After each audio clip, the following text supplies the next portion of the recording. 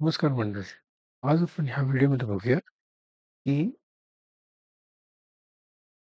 एका स्ट्रक्चरला दुसऱ्या स्ट्रक्चरवरती आपण त्याचा डेटा कॉपी कसा करू शकतो. ठीक आहे. तर त्याच्यासाठी मी जे लास्ट व्हिडिओमध्ये मी डेटा यूज केलाय एक्झॅक्टली सेम मी इकडे यूज केलाय. ठीक आहे.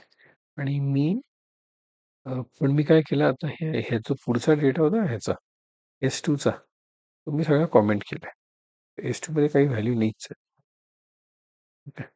आणि आता आपण ह्याला रन करून बघूया. S2 मध्ये सगळा कचरा दाखवतो. ठीक आहे. तर जर मला स्ट्रक्चरची व्हॅल्यू S1 ची S2 वरती करायची आहे, I will do it like this. Sorry. ठीक आहे.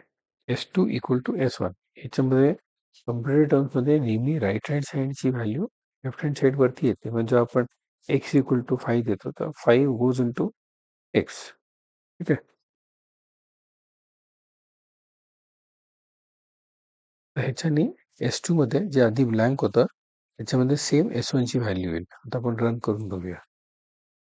सेम व्हॅल्यू झाली. आपण थोडीशी व्हॅल्यू द्यायची चेंज करून बघूया. इथे जागी आपण x टाकूया. My name is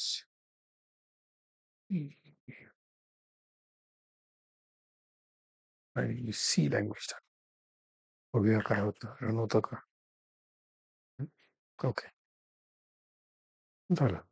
तर नुसतं टार्गेट इक्वल टू सोर्स टाकलं तर ती व्हॅल्यू कॉपी होते. ठीक आहे. प्रॅक्टिस करा. एकदम सोपा कॉन्सेप्ट आहे. येईल तुम्हाला. ओके. थँक्यू.